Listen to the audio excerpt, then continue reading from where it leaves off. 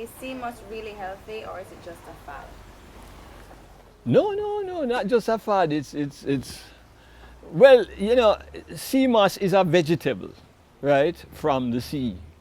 And like all vegetables, it's great. Now, one of the things we discovered years ago as scientists is that when you looked at seawater and you examined it qualitatively, we discovered that it contains all the basic minerals and trace minerals, just like in the blood, in the same proportions and so on. It even raised then the question as to whether we had some connection with the sea. So the sea moss and the sea vegetables have pretty much captured, that mineral profile. So when you consume sea moss, you're really bringing into your body a lot of trace minerals and so on, in proportions also that the body needs, right?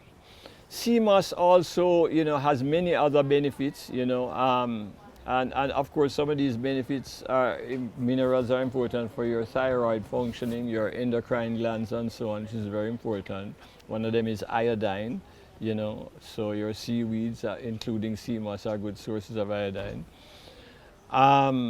And the kind of iodine which is assimilated better in the body than something processed, or added to the salt, so to speak.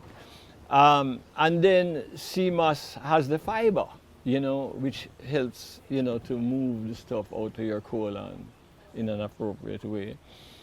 So sea moss is really a miraculous drink, and I have used it over the years to treat patients in the hospital who are recovering from surgery or what have you. I tend to add flaxseed with it.